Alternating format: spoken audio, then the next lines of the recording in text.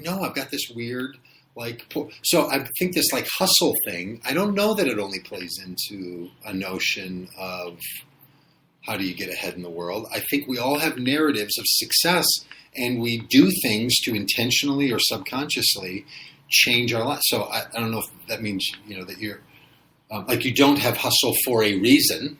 Right. Some sub-narrative going on, but maybe there's something happening in you that... Well,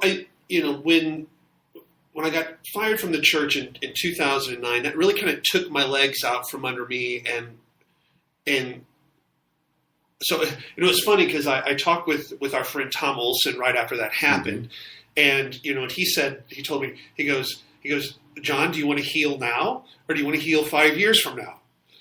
Wow. And here I am 5 years later, wishing I would have 6 years later, wishing I would have done the thing that started the healing. Well, you showed Tom. Yeah, right. You didn't want to do either. Yeah, right. You didn't want to heal now or 5 years. Yeah, right. Now what are you gonna say, Tom? I waited 6 years. So I think that maybe I'm still got undealt with whatever. It just I just don't care. I don't know what it's all absurd to me. Yeah. Like I become a big fan of Albert Camus. Where it's just all me, Camus, Kierkegaard. It's all freaking absurd. Here we go. Okay, but now this might be for another. And it has nothing to do with the marijuana at all. Hey man, don't harsh my buzz, right? However, isn't really the root of this is are we happy where we're at, what we're doing? Because that's kind of shouldn't that be the thing that motivates more hustle or, less hustle or, you know what I mean? So the thing I wonder about hustle in this is if the way we've all patterned our lives isn't the way that sort of gives us whatever level of self-fulfillment we need to get through the day. That it's really not about the outcome. It's about what do you have to do to sort of make this go. So I think people that have a lot of hustle, me and others, or a lot of activity, we just have to burn all that off. Yeah. In order to feel like you're staying alive. Yeah. It's not there's this, I've got to hustle and hustle and hustle to get this specific point, right, to get this one thing done. It's you wake up in the morning with and you're I've got a surplus to burn off. Something has to get me going today. So the way I do that is to start spinning a lot of things, and then you can start telling yourself, oh, well, that's this really good thing that's going to produce. But I don't know. I think we get into a pattern where we fool ourselves into believing that those coping mechanisms are really some sort of an outcome-based strategy. And I don't think they are, as often as we like to think. And are you thinking that about yourself? Oh, for sure. Mm-hmm. Oh, for sure. But here's another thing, too, I think, though, is Did it sound just judgmenty that I was only thinking that about you?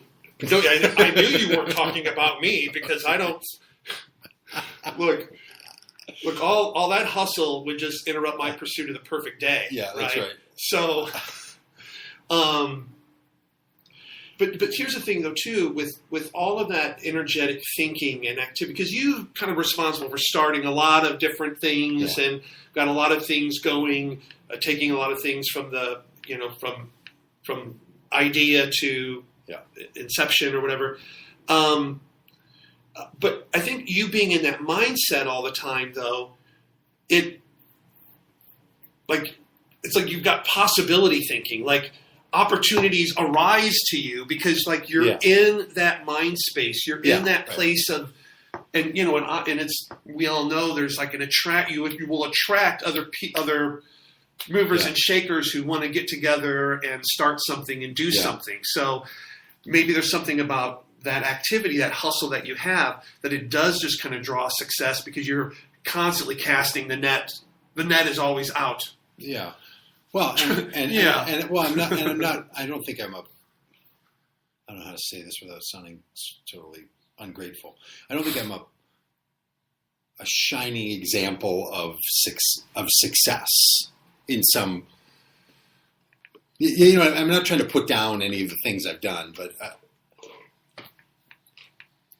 I mean, on sort of a general scale of like, talk about the most successful people someone has known in their life. Well, I think if anybody sees the way that you dress, it's clear that there's some things about success that have escaped you. So, and maybe that's the thing about success per se, is that it's elusive, right? Because I think some people would compare sort of like a person wrote to me yesterday in a email message, said, hey, I'm going to do this book thing. I'm looking for a little advice. And so I asked kind of 3 general questions, all of which I answered with, oh, if you want to get in that world, begin with the assumption no one's going to buy your book. You have to do everything to change that fact, and it won't work. So you begin there, that's reality, and then you try to live just outside that scope, because truthfully, that's the reality. Grim, right? Like, it's totally grim in that sort of sense, on one hand, and then on the other hand, it's sort of oh no, that's just possible. That's just being a realist. That for the most part, if you're not already famous, right, people are not going to buy your book. That could change. That somehow you've done some magical thing and lightning strikes you and the thing happens and boom, all of a sudden you're an overnight success.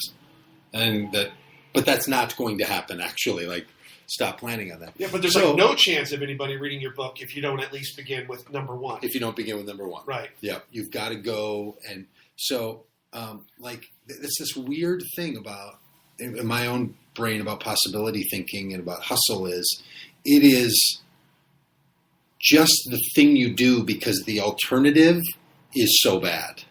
Oh. You know what I mean? Boy, there's something. Why can I doggy paddle in that ugly alternative of what homelessness, drug addiction lipping at my neck, fragmented, family and all of that. And I'm like, oh, okay. And you're like, up on the cliffs, nowhere near. Like, how come I can stomach that level of? Oh, that's interesting. We're talking a little bit about your son, your second son, and his just ability to want to go with the flow. Yeah. As he's an Enneagram 9 and I can. There's a part of that that's kind of like, I would just like to kind of like float along. Yeah. If it brings me happiness, that kind of thing. But if it makes things like, why would the level be so different? Because I mean, like we were born at the same time, around the same time. Yes, like none of that genetic or none of that generational stuff gets counted. All of your mom and dad, my mom, similar background, similar socioeconomic, working class, uneducated, doing whatever, growing up in apartments, all of Salt our lives. Of the earth. Right, yeah. Of the earth. Mom and dad never bought us a car for our 16th birthday or anything like that. So we have this very similar. I mean, you did end up growing up in Edina. I guess that might have had something. No, I grew up in Golden Valley. Oh, okay, that's right. I achieved Edina all on my own. Edina wasn't handed to me. No, I wasn't born with Edina in my mouth. I ripped it from the hands of a cheater. And before the city woke up and found out who you were, you had roots. You were already paying property tax. That's right. I was a property owner. I could have voted at any point in this country's history. So I guess how do you like that?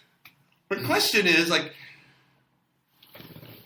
you want to hustle to prevent maybe this ugly outcome. Yeah. And my ability to hustle is less so, and I can take more of that. Our levels of tolerance. What why is that about me, and why is that about? Somehow I've become less tolerant in this conversation. It's normally a bad thing. Maybe it still is a bad thing. Yeah, was in a conversation today about something, I can't remember now, but it was the question of how would I respond to something? And I was struck by, I have this rule of frustration, that the way you deal with frustration is to either change the circumstance, which is rarely possible, or you change your expectation. So I think that frustration is the amount of frustration that exists is the distance between expectation and reality. If you can't change the reality, just change your expectation, right? And they can work with a person as well, yes, right? Right. So you just say, like, what do you expect out of this?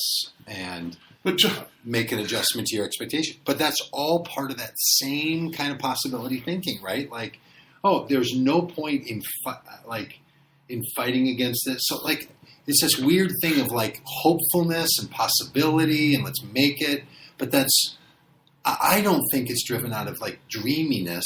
I think it's driven out of out of reality. So when I'm around friends who are better at worrying than I am, like, I'm not a good worrier. You know, I'm not either. Yeah, they've gotten really good at it, and they can share it with you. You know, it's like.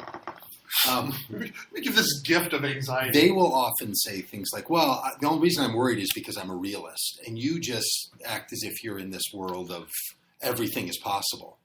And I'm like, no, it's the opposite. Like, you're worrying about things that haven't happened. Yeah. You're living in the pretend world. Oh. I'm living in the world of possibility because I'm only willing to deal with what could be, not with, like, no, I think it's the other way. I'm the realist. Yeah. But that's an argument I have learned in my 49 years. You can't win with a worrier. Yeah. So, yeah. And they're probably right. I'll just say that right now in case somebody's listening who's a worrier. You're right on that. Don't just leave me alone. right. Like, send your comments. Send your comments to. So I don't think it's being a non-realist. I think people who are possibility enthusiasts are the most realistic people of them all. I think. And that's the thing about hustle, right? Like, I think people who are driven or have hustle, you don't want to burn the excess. You're just trying to keep yourself going, and you're trying to stay in this thing.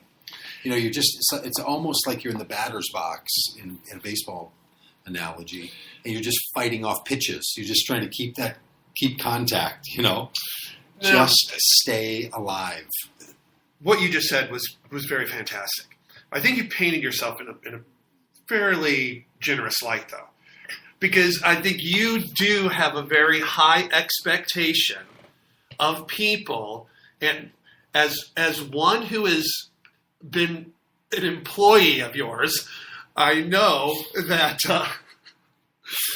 So for you, and I have high expectations of people. Oh my God, Doug! Are you seriously? This is nuts? This is honest. You do not think that you have high expectations? I think I have the most menial, low, almost insultingly low expectations on employees and coworkers.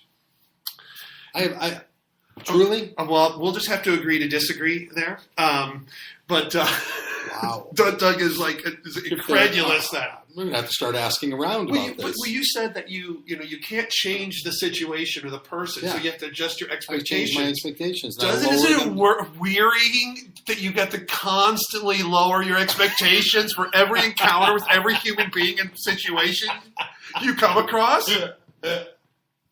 You're constantly going, oh, the bar's up here. Oh, okay, no, let's lower it. That's hilarious. You're constantly having to lower the bar with, I thought I said no mayo. Yeah. Wow. Okay. Maybe that's true. Yeah, it is. Really? Yes. Oh, yes. Oh. Well, this is a moment of realization. Mm. Yeah. Or you just you tell me you don't think that the world wouldn't be better if people just did what you told them to do. Well, we're gonna put that sharp a point on.